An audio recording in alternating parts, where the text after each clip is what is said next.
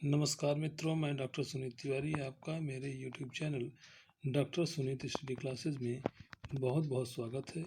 मित्रों, मैं आज आपके लिए BEd second year 4th semester में जो 16 हफ्ते की इंटर्नशिप होती है और उसमें जो वाइवा ओसी होता है और उसमें जो सवाल पूछे जाते हैं उसकी मैं आपको जानकारी आज देने जा रहा हूँ। तो सबसे पहले हम जानते हैं कि कौन सा सवाल पूछते हैं। इंटर्नशिप जो 16 वीक की होती है उसमें इंटर्नशिप के बारे में ही आपसे पूछा जाएगा, उसके अलावा कुछ पूछा नहीं जाएगा। तो ये आप जान लें। सबसे पहले जब आप किसी एग्जामिनर के सामने प्रेजेंट होंगे तो सबसे पहले आपसे सर्टिफिकेट मांगेगा। सबसे पहले आपसे इंटर्नशिप सर्टिफिकेट दिखाइए। तो आप सर्टिफिकेट जिस विद्यालय में गए हैं वहाँ से आप एक सर्टिफिकेट इंटर्नशिप का 4 मंथ का लाए होंगे। जैसे आपकी कम डेज का था तो जैसे 6 से 13 मार्च, 6 से 15 मार्च, तो आप इन सर्टिफिकेट को जो भी एग्जामिनर होगा उसके सामने प्रस्तुत करेंगे। दूसरा आपका आता है कि विद्यालय कहाँ है।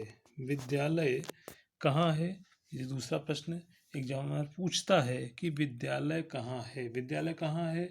अब जो बच्चा इंटर्नशिप पे नहीं गया होता है वो चकपका जाता है, वो विचार करने लगता है कि विद्यालय कहाँ है। तो विद्यालय का अर्थ ये जहाँ पे आप इंटर्नशिप करने गए हैं उसके बारे में आपको बताना है।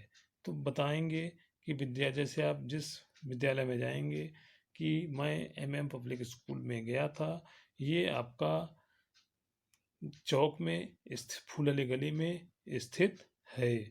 ऐसे ही आपका जनता जूनियर हाई स्कूल, ये आपका भरावन कला में स्थित है। पूरा एड्रेस आपको बताना है। भरावन कला दुबग्गा लखनऊ में स्थित है, ये आपको पूरा बताना होगा। फिर अगला प्रश्न जैसे आपके सामने आएगा कि विद्यालय इंफ्रास्ट्रक्चर कैसा है। अब जो इंटर्नशिप में गया है उसको पता है कि विद्यालय बहुमंजिली इमारतें हैं और इसमें 3 फ्लोर हैं या सिंगल फ्लोर है या बहुत बड़ा फील्ड है। तो जो इंफ्रास्ट्रक्चर देखा है तो उसमें पूछा जाएगा कि पानी पीने की व्यवस्था क्या है, वहाँ पे प्लेग्राउंड है कि नहीं है, क्लास में पंखे लगे हैं कि नहीं लगे हैं, एक क्लास में कितने बच्चे बैठते हैं। तो इन सब की आपको जानकारी होगी। स्कूल में ड्रेस कौन सी चलती है, आपने कौन से सब्जेक्ट पढ़ाए, तो ये इसके बारे में आपको बताना होगा। नेक्स्ट जैसे आपका चौथे नंबर पे आप देख रहे होंगे, चौथे नंबर पे आपका आता है टाइम टेबल का महत्व, इम्पोर्टेंस ऑफ टाइम टेबल। शिक्षण कार्य में समय सारणी का विशेष महत्व है। बिना समय सारणी के आपको पता नहीं चलेगा कि आप क्या, कैसे, किसके लिए क्या कार्य कर रहे हैं। तो इसलिए समय सारणी की बहुत इम्पोर्टेंस है और इसके बारे में आप पढ़ेंगे, आपको जानकारी होनी चाहिए, क्योंकि आप भावी शिक्षक हैं और शिक्षक बनने के बाद जब आपको समय सारणी का ज्ञान नहीं होगा तो यानी कि आपने कुछ नहीं अर्जित किया है। तो इसलिए समय सारणी का विशेष ज्ञान होना चाहिए। समय सारणी के बाद नेक्स्ट पॉइंट आता है टीचर्स डायरी क्यों बनाई जाती है। टीचर्स डायरी, ये बहुत इम्पोर्टेंट क्वेश्चन है कि टीचर्स डायरी क्यों बनाई जाती है। ये आपसे एग्जामिनर पूछेगा कि टीचर्स डायरी क्यों बनाई जाती है। टीचर्स डायरी क्यों बनाई जाती है, जब आपको पता होगा, आपने टीचिंग की होगी, आप टीचिंग कर रहे होंगे, तो आपको पता होगा कि टीचर डायरी क्यों बनाई जाती है, टीचर डायरी मेंटेन क्यों की जाती है, टीचर्स डायरी का मीनिंग क्या है। तो ये आपको बताना होगा। टीचर्स डायरी के बाद हम आगे बढ़ते हैं। इम्पोर्टेंस ऑफ मॉर्निंग असेंबली, प्रातःकालीन प्रार्थना सभा में का क्या महत्व है, इसके बारे में आपको जानकारी होनी चाहिए कि असेंबली क्यों होती है और ये मॉर्निंग में ही क्यों होती है।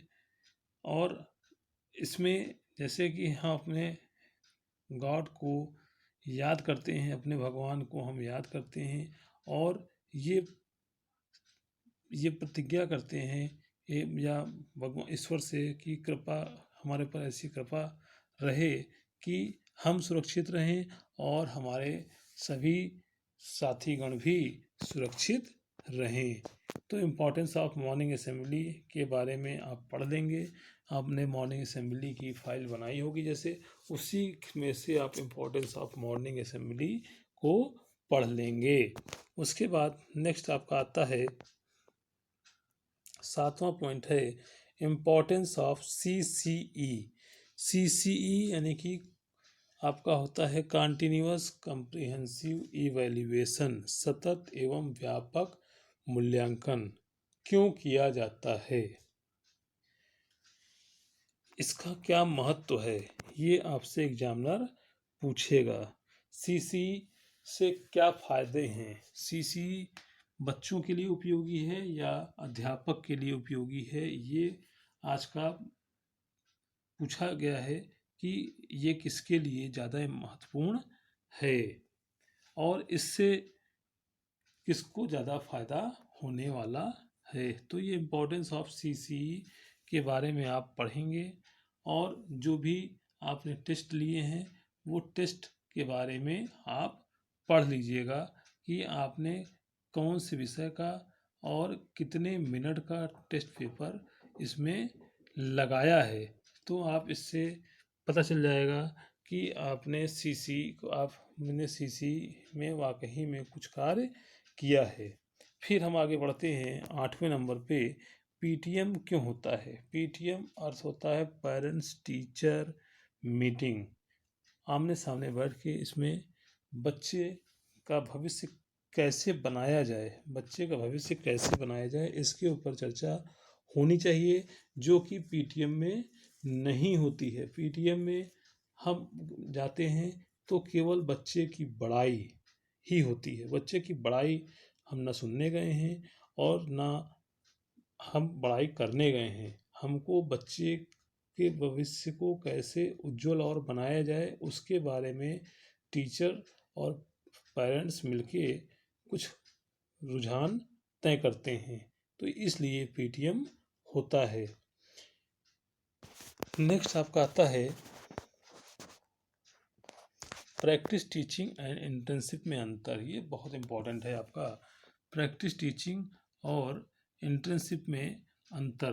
प्रैक्टिस टीचिंग और इंटर्नशिप में अंतर, जो आप प्रैक्टिस टीचिंग पे गया होगा यानी कि 3rd सेमेस्टर में प्रैक्टिस टीचिंग होती है जो 40 डेज की, और इंटर्नशिप यानी कि आपकी जो 16 वीक की यानी कि 4 महीने की जो इंटर्नशिप होती है, वो उन दोनों में बहुत डिफरेंस है। प्रैक्टिस टीचिंग में एज आप प्यूपिल टीचर जाते हैं और इंटर्नशिप में एज आप टीचर जाते हैं, जो आपको टीचर के समान आप होते हैं। जो भी आप करेंगे वो छात्रों के हित में कार्य किया जाता है। तो ये आपका अंतर इसमें हो जाएगा। उसके बाद 10वें नंबर पे आपका आता है, 10वें नंबर पे आपका आएगा को करिकुलर एक्टिविटीज़। को करिकुलर एक्टिविटीज़ यानी कि पढ़ाई के साथ साथ खेल खिलाया जाए, कुछ ऐसा कार्य किया जाए कि जैसे कि बच्चे पढ़ाई में हतोत्साहित ना हो, पढ़ाई के साथ अतिरिक्त कुछ ऐसा इवेंट हो कि छात्र का हमेशा जिज्ञासा बनी रहे, उनकी क्यूरियोसिटी बनी रहे और वे ऐसा कार्य करें कि अपने विद्यालय का और अपने माता पिता का नाम भी रोशन कर सकें। तो इसीलिए को करिकुलर एक्टिविटीज़ होती है। को करिकुलर एक्टिविटीज़ में आप जैसे कि पढ़ाई के अतिरिक्त खेल कराते हैं, खेल के साथ साथ जैसे आप फील्ड में नहीं खिलाते हैं तो जैसे प्रतियोगिता करा सकते हैं। प्रतियोगिता में जैसे चेस है, आपका म्यूजिकल चेयर है, ये सब आपकी प्रतियोगिता होती रहती हैं। तो ये सब आपकी जैसे खो खो है, कबड्डी है, और और भी क्रियाएं हैं जो कि को करिकुलर एक्टिविटीज़ में आती हैं। हम आगे बढ़ेंगे अब। Reflection and consolidation. रिफ्लेक्शन का अर्थ ये होता है कि आप रिफ्लेक्शन का अर्थ ये होता है कि प्रतिबिंब और समकेन यानी कि कंसोलिडेशन यानी कि समकेन, प्रतिबिंब एवं समकेन, ये आपका बहुत इम्पोर्टेंट है। ये पूछा भी, ये आपसे एग्जाम में पूछेगा रिफ्लेक्शन क्या होता है, तो आप बताएंगे प्रतिबिंब होता है, और कंसोलिडेशन क्या होता है, तो आप बताएंगे कि कंसोलिडेशन में यानी कि समकेन यानी कि समानता जो होती है उसी को हम समकेन कहते हैं। सबसे लास्ट में आप देख रहे होंगे क्लास अटेंडेंस। क्लास अटेंडेंस यानी कि क्लास अटेंडेंस एक मॉर्निंग में होती है, एक लास्ट में मॉर्निंग सबसे लास्ट में छुट्टी में होती है, और बच्चा भाग नहीं सकता है। तो इसीलिए क्लासरूम और क्लास अटेंडेंस बहुत ज़रूरी होती है, जिससे कि बच्चे के ऊपर प्रेशर रहता है कि अभी अटेंडेंस होने वाली है। तो इस तरह से ये 12 पॉइंट हैं, जिसको जो हमारे वीडियो को शुरू से अंत तक देखेगा वो निश्चित रूप से 18 से आपका निश्चित रूप से 80 से 90% से कम नहीं आएगा। इसलिए हमारे वीडियो को शुरू से अंत तक ज़रूर देखें, और जो चैनल से मैं पहली बार जुड़े हैं सब्सक्राइब करना ना भूलें, बेल आइकन ज़रूर दबा दें, जिससे कि उनको नया नोटिफिकेशन प्राप्त होता रहे। जय हिंद, जय भारत।